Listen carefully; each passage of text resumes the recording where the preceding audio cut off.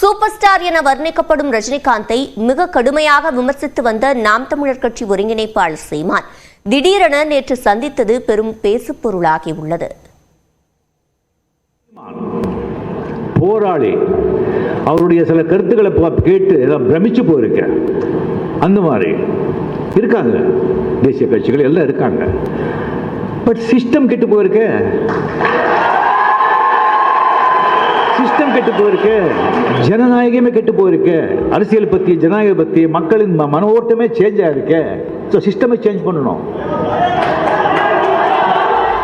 கடந்த 2017ஆம் ஆண்டு மே மாதம் சென்னையில் தொடர்ந்து 5 நாட்களுக்கு ரசிகர்களை சந்தித்த ரஜினி இவ்வாறு பேசினார். பின்னர் திமுக தலைவரும் முன்னாள் முதல்வருமான கருணாநிதி 2018ஆம் ஆண்டு ஆகஸ்டில் மறைந்த பிறகு டிசம்பர் 26 முதல் 31ஆம் தேதி வரை 2ஆம் கட்டமாக ரசிகர்களை சந்தித்த ரஜினி தான் அரசியலுக்கு வருவதாக அறிவித்தார்.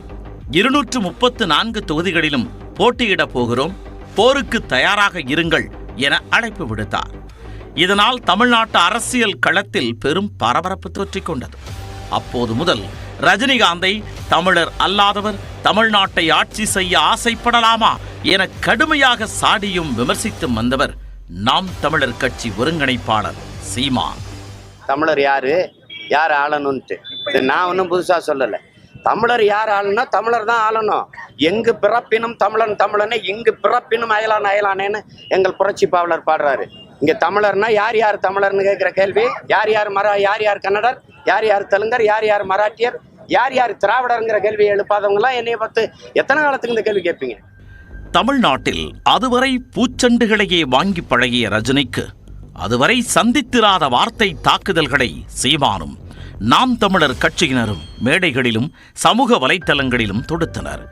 சுமார் 2 ஆண்டுகள் அரசியல் பிரவேசத்தை ஆறப்போட்ட ரஜினி தனது உடல்நிலை சரியில்லை என்பதாலும் மருத்துவர்கள் தீர்த்து கூறிவிட்டதாலும் கட்சி தொடங்கி அரசியலுக்கு வர முடியவில்லை என 2020ஆம் ஆண்டு இறுதியில் அறிவித்து ரசிகர்களின் எண்ணங்களுக்கு வேட்டை வைத்தார். அதன் பிறகே ரஜினி மீதான விமர்சனங்களுக்கு சீமான் முற்றுப்புள்ளி வைத்தார். அரசியல் களத்தில் ஒதுங்கிவிட்டாலும் திரைத்துறையில் முன்னிலும் வேகம் காட்டத் தொடங்கினார் ரஜினி. இந்த பின்னணியில் சினிமாவில் காக்கா கழுகு கதைகளை ரஜினியும் விஜயும் தத்தமது மேடைகளில் கூறும் அளவிற்கு அவர்களுக்கிடையே பனிப்போர் ஏற்பட்டிருப்பதாக பேசப்பட்டது. கழுகு இன்னும் மேலே போகும், காக்காவும் போகும். அது மேலே போகும்போது அது மேலே முடியாது. டயர்டாயிட்டு வேர்த்து கீழே வந்துடும். இந்த காட்டில் மானு, முயல், யானை, மயில், இந்த காக்கா, கழுகு,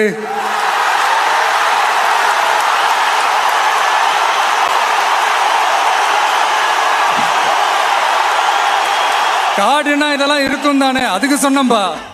இந்த நிலையில் ரஜினியை போல ரசிகர்களை காக்க வைக்காமல் சட்டென்று கடந்த பிப்ரவரியில் தாவேகாவை தொடங்கினார் விஜய். அப்போது அதை வரவேற்ற சீமான் விஜயை தம்பி என வாஞ்சையாக விடித்தார். எனினும் சீமான் கடுமையாக விமர்சிக்கும் திராவிட கொள்கையை தனது 2 கண்களில் ஒன்று என விஜய் அறிவித்ததும் அவரை சீமான் கடுமையாக சாடினார். 2026ஆம் ஆண்டில் தனித்தே போட்டி என சீமான் அறிவித்தார். அரசியல் களத்தில் தற்பொழுது இருவரும் இணைய முடியாத துருவங்களாகவே பார்க்கப்படுகின்றனர். தான் மிகவும் நம்பிய விஜயுடன் கொள்கை மோதல் ஏற்பட்ட நிலையில் சற்றும் எதிர்பாராத வகையில் சென்னை போயஸ் கார்டனில் உள்ள ரஜினியின் இல்லத்திற்கு சீமான் நேற்று இரவு சென்று அவரை சந்தித்துள்ளார். இந்த சந்திப்பு 20 நிமிடங்கள் நீடித்ததாக கூறப்படுகிறது. அரசியல் ரீதியாக இருவரும் ஆலோசித்ததாக கூறப்படுகிறது. பல ஆண்டுகளாக தொடர்ந்து ரஜினியை கடுமையாக சாடியவரான சீமான் விஜய் தன்னுடன் இணக்கம் காட்டாத சூழலில் அவரை சந்தித்திருப்பது பல்வேறு யூகங்களுக்கு வித்திட்டுள்ளது. சீமான் ரஜினியிடம் தனக்கு ஆதரவு தர கோரியிருக்கக்கூடும் என்றும் தமிழக அரசியல் பற்றி குரல் தரும்படி அழுத்தம் தந்திருக்கக்கூடும் என்றும் நெட்டிசன்கள் தங்கள் கற்பனை குதிரைகளை தட்டிவிட்டு விவாதிக்க தொடங்கியுள்ளனர்.